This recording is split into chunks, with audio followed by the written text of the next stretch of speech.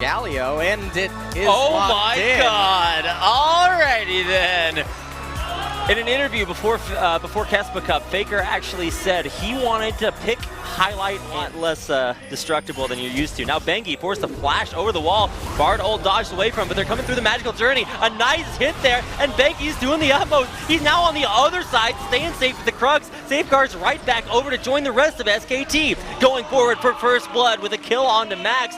And Bengi, the mastermind, able to completely manipulate that situation. See Victor actually being constantly shoved underneath the tower. This is something that usually only Talia or Azir did, and Teleport coming down. Wolf actually going around behind that Tempered Fate. Now he's going to be caught out in the middle of almost the entire MVP squad.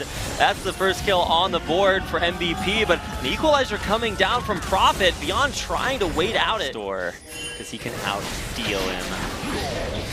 There we go, getting on to Beyond, pushing him back away from his own jungle, but now trying to find something. Bengi getting locked up against the wall. There's the Tempered Fate. Chaos Storm right on top of it. Here comes the Curtain Call, but Faker's blocking it out. In the end, it's Beyond able to take out his opposing jungler. Faker trying to get out as well, avoiding that deadly flourish. And as they're going to have the first dragon, they're going to look to pick up the first turret here as well, but Bang might have overcommitted.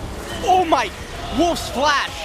That's insane. And he is able to block pretty much everything from getting onto Bang, who will turn around, throw an arrow, but it will be repelled away from. In the end, it's actually going to be Wolf that does fall. Can they chase on for more? Ed going deep. There's going to be that deadly flourish. They'll catch one. There's going to be another double knockup, and Ed's just doing the utmost. Max coming around the corner. Bengi trying to run for his life. He's sticking down. There's the laser from Ian to crush him, to take a 3 for even after losing a fight. Taking that mid lane turret, arrow onto Max immediately. He's gonna get caught there by the idol Duran. Bengi gets right on top of him. There's a lot of damage coming in from Ian. It's actually gonna be Bengi going down. Yeah, so they trade Bengi for Max. Right there. Just going to be insanely tanky. But oh, Prophet. Oh, there's a flash in to flash the opposite direction. He knows he's got a teleport coming in, but can he hang on for long enough? Prophet, though, does still have that equalizer. A knock away that does affect Prophet a lot. He's trying to make his desperate escape. With the second cocoon, it does the charm. It's Ed to take him out in the end. The only other option, I guess, is going to be... Oh, catch on to Wolf, who's dropping incredibly low, still alive, just barely somehow, and Wolf's gonna walk out. That's that Karma survivability, flashing away from Ed, and he will survive somehow.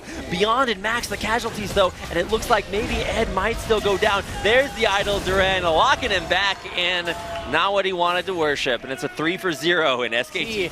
Making use of their ability to pick people off, and MVP need to be together. They can't ever actually win 4v4s or 4v5s. In the last fight, actually, Wolf was the one that got picked, and that was exactly what SKT were able to turn around. Now Faker walking forward, way too tanky for MVP to deal with really at this point, although barely catching Bang there with a Tempered Fate, and here comes Ed to really knock that SKT carry away. Will we be able to see anybody go down? Faker actually dropping the idol, catching multiple members of MVP, and totally turning the fight around. Ed goes in, but he's gonna go down. Faker flashing out immediately to stay alive. Prophet taking up that turret, he's gonna stay alive just barely at the end with the Zonya's Hourglass.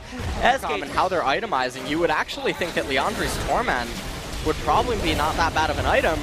Faker gonna get it locked up along with Bang. Can Max land at the Cosmic Binding he needs? He does lock up Faker. There's the Curtain Call towards the back line. Faker actually taking a lot of help, but there's gonna be the Mikhail to keep him back alive even further. Chaos Storm in the back line actually chunked Bang way out, but Beyond barely surviving will keep everyone alive on both sides. And now Maha trying to put the damage out. Faker getting locked up again, but he just doesn't care. Nothing can kill this unstoppable Galio, and Faker tanking everything MVP has to throw at him.